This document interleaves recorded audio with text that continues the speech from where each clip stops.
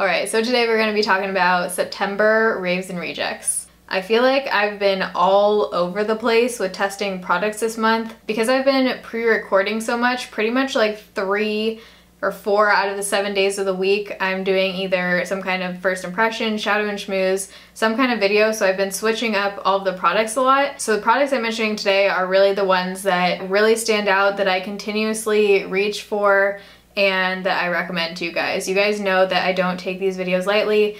If I'm going to recommend something, it's something that I've really tried out. I don't want you spending your money on shit products, and I don't want to spend my money on shit products. Really quickly want to say that right now when you guys are watching this, I'm in New York. So I'm going to put all my socials right here. You can follow along. I always snap. I pretty much like snap vlog. So if you liked the last vlog I posted, follow me on Snapchat because my vlogs are pretty much just extended versions of Snapchat. Last thing before we get into the products.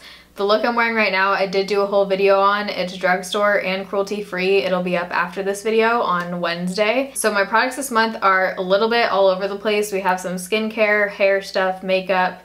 Let's jump into it. So I want to start off with foundation, and this is a product that I almost can wear by itself. It definitely is dark on its own by itself, so I do mix it in with something, but I love how it looks on its own and mixed in with products. This is the CoverGirl Clean Matte BB Cream in the shade 510.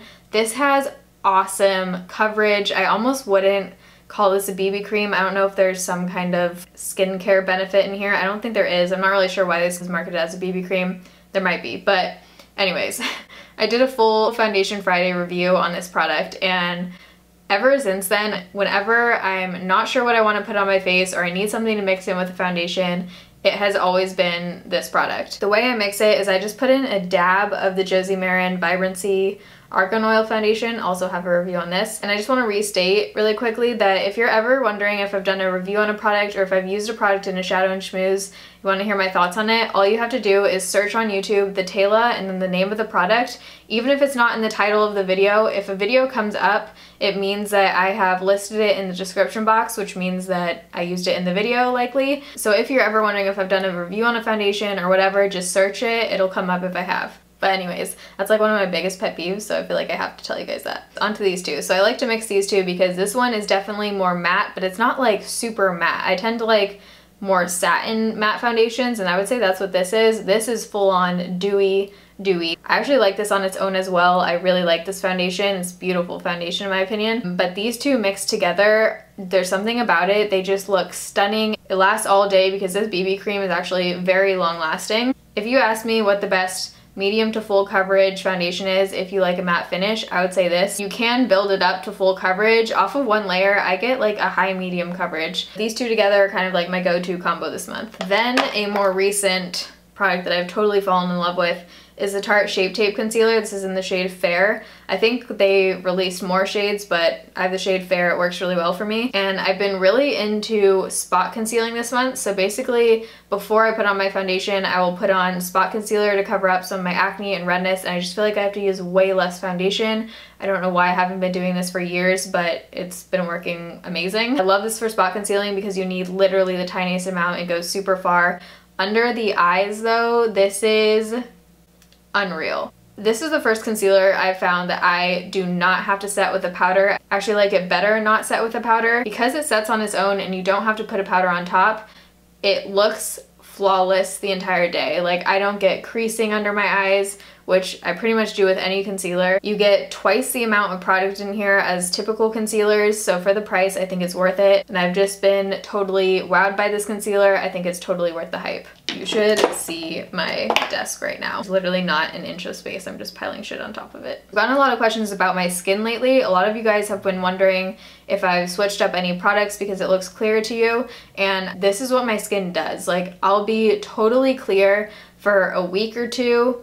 2 is like pushing it. Usually a week. I'll be totally clear, not a single zit, pretty much like how I am right now. And then it'll totally freak out and it'll like purge, and I'll have these huge cystic acne on my chin and on my neck. Just keep that in mind when I'm talking about my skin. But anyways, my skin has been doing better overall, I would say, and I think it is 100% due to this product. This is the Ole Henriksen Invigorating Night Treatment. So this is an AHA overnight resurfacer. So basically, after I wash, tone, yeah, pretty much it, wash and tone my face. I go in with this stuff. You need the tiniest amount. It's like a gel formula. I put this all over my face and down my neck a little bit, and then I let it dry for about 15 to 20 minutes, and then I'll put a moisturizer on top. Sometimes I don't even put a moisturizer on top, honestly. This is very pricey, but for me it's been working, so for me I would repurchase it. My skin loves this. The only other thing I've changed in regards to my skincare is the Jouer Anti-Blemish Matte Primer. This has salicylic acid in it, which is why I think my skin really likes it.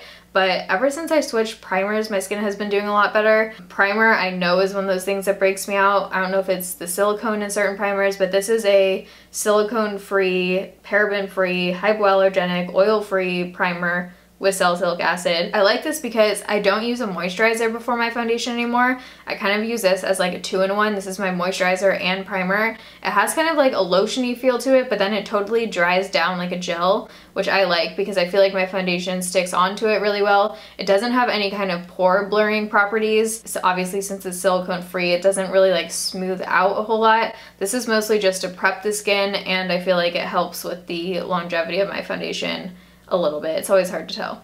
All right, this highlight has been what I've been reaching for the past couple weeks, almost every day. This is the Goddess of Love Triple Baked Highlighter, and I use this in the drugstore first impressions video. I'll link it right here. This is stunning. This is one of those highlighters that makes you look like wet kind of glow. It's not glittery, it's not super shimmery where you're gonna like see the texture. It just almost has like a wet effect. It looks so good on the nose. I'm not wearing it right now because I just filmed the other video, but this also is cruelty free, by the way. This is like under $7. If you've been watching any of my videos from this past month, you know that I've been on the hunt for contour products. I can't tell you how many freaking contour palettes are sitting on this desk right now in my drawer. I literally think I purchased 30 different contour products based on your recommendations and just research that I did. 2 of them right now are really sticking out to me. I haven't given some of the other ones a total chance yet, so I'm still playing around with those before I make that video. One is by e.l.f. and it is actually an eyebrow kit that I've been using to contour my face. When I snapped about contour products, a few of you guys told me to try out this. This is the e.l.f. eyebrow kit in the shade Light. This shade, as a contour, if you have pale skin, is perfection. This is one of the lightest cool tone products I found. This is like very natural, but you can also kind of build it up. The only downside to this is that because it's an eyebrow product, the pan is super tiny. If you just want the most natural looking contour product, if you're a pale princess, this is the way to go. It's $3, you can't go wrong. Product that is a little bit darker, more in line with NYX Taupe Blush, is the Morphe Contour Palette. This is the 9C palette. This shade right here is perfection. I actually think the formula of these are beautiful. They're very soft and buttery. They blend out really easily, but they don't blend away on your face. This shade is very similar to NYX Taupe. I just think they nailed it with the formula of these. I've been reaching for this one a lot. I don't know why, but all of a sudden I've gotten a lot of questions from you guys about brushes, so I've been trying to be better about talking about which specific brush I'm using in each video, but 3 brushes have been stand out to me this month. The first is by Wet n Wild, and it's this, I don't know what the actual name of this is, but I use it to contour / bronze, whatever.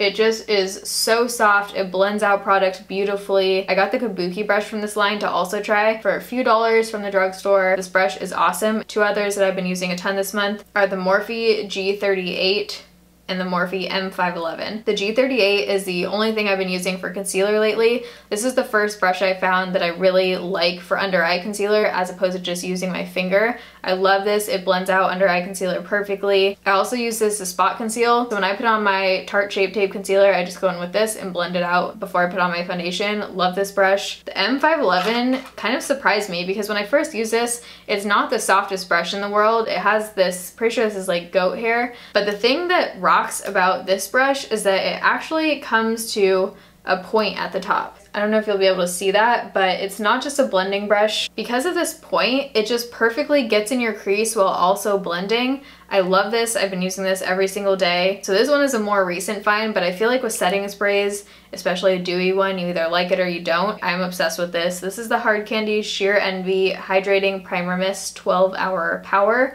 I actually don't use this as a primer. I haven't tried it as a primer yet. I should probably do that. I've only been setting my face with this. I initially set my face with it because I didn't even read it was a primer. I just read hydrating and I was like, yes, give me the dew. Once I used it as a setting spray, I was hooked because, you guys, this gives you the best dew out of any setting spray I've tried, more than the Pixi Glow Mist. This is like major dew if you use it over your foundation. Oil-free, silicone-free, alcohol-free. Hard candy primers have been growing on me. I love the black one, I love this one. Super affordable, and this is literally 50 times better than the Tatcha Luminous Skin Mist. Way better. A few more products and then we're going on to the rejects. So this one I wanted to mention because this is super unique to me. I've just never really heard anyone talk about this. This is the Bite Beauty Lip, what is matte? Wow, this is like the tiniest font I've ever seen in my life. Matte Cream Lip Crayon in the shade Blanc.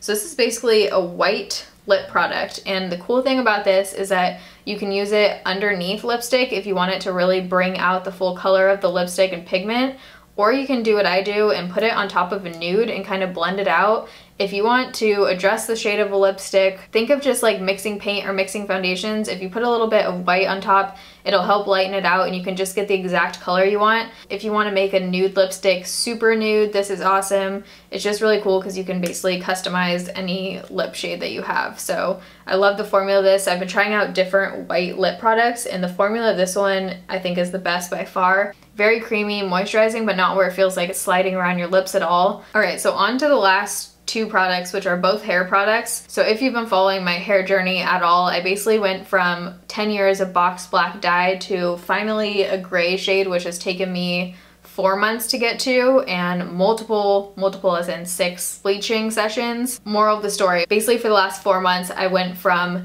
extremely over-processed, damaged hair to semi-healthy, which was a combination of cutting off the damage and just products and treatments for my hair. Before this last session of bleaching, my hair felt good. Like, my hair felt normal. Within a month when I started using these two products, my hair, that's when I noticed the biggest difference. So if you're someone who either has dry hair or just very damaged hair, highly recommend these two masks. Both of them are from the drugstore. The first is the Garnier Damage Eraser. It says Strength Reconstructioning Butter. Both of these I use actually as conditioner. I don't use conditioner anymore. These are what I've been using as my conditioner. This is the L'Oreal Total Repair 5 Damage Erasing Balm. I leave them on for about 5 to 10 minutes. You could also put this on as a hair mask and either sleep in it overnight or just put it on a hair cap or whatever. Whoa, my left leg is totally asleep. There's not much I can say about these besides they work. If I had to choose one, I think I would go with the Garnier one. I can't even tell you how many hair products I've tried in the last 4 months, and these in combination with some of the other products I've used have just totally changed my hair. The next rave is actually a hair tool. I've been getting so many questions lately about how I curl my hair, and it's the easiest thing ever because all I do is use this wand. This is by Bombay and it's their 5-in-1 wand, so it comes with 5 different tops. Bombay hot tools I've used for years, highly recommend these. Their flat iron is amazing, this is amazing. In the 5-in-1 set, this is the biggest top that it comes with, but you basically just like unlock this and you can just take this thing off. There you go. I have a discount code for you guys, so I'll put that down below. But I show you exactly how I do my hair in that vlog that I posted last week using this guy. All right, on to rejects. When I think about the biggest disappointment this month, it was definitely the Anastasia Beverly Hills Stick Foundation. Ooh, God, yeah, I really don't like this. I don't know, it really did not work for me. I'm not gonna go too much in depth about this since I did a full review on it, but pretty much my thoughts since that first impression review have not changed a whole lot. I've tried it with different primers, with a powder, without a powder, with different setting sprays. To me, like, the most basic thing that you can do right with a stick foundation is make it very blendable. So when you put it on your face, you can blend it out easily. And this is like freaking trying to blend out glue on your face. I really don't understand the full coverage claim. I have to apply way more of this product than the Makeup Forever stick foundation to get full coverage. This stick foundation is very similar to the Hourglass Vanish stick foundation to me in the sense that people either love it or hate it, and I'm one of those people who happen to hate both of those products. That's like the most strong reject of the month. That's the one I feel most strongly about. These other two aren't horrible, they're just not my cup of tea. This is the BH Studio Pro Gel Liner. I've been trying to find good black gel liners that don't transfer. The thing that got me onto this whole gel liner kick was the Inglot gel liner. I love that one, except that it massively transfers no matter what I do. So since then I've been on the hunt to find one that's as black. This one just doesn't have the pigment there, it doesn't stay on well. wouldn't recommend. This is the Essence Dip Liner in Waterproof. I think I picked this up because I was hearing good things from you guys about one of the Essence liners. I don't think it was this one. I realized after I got it. First of all, the cap is freaking hard to get out of here. The felt tip I'm not a fan of. It's weird. It almost gets thicker towards the end. It's really hard to make a wing. It almost cracks on me. That's what really turned me off from this, is that when you put it on, and if you try and like go back to cover up a spot, it'll just start cracking. So not into this one. All right, so that was everything. I feel like I didn't have a whole lot of products this month, but the ones that I mentioned, I am totally into. If you guys like this video and you want Raisin Rejects to continue, make sure you give it a thumbs up. Also, almost forgot, I do have a giant giveaway going on right now. It's an international giveaway.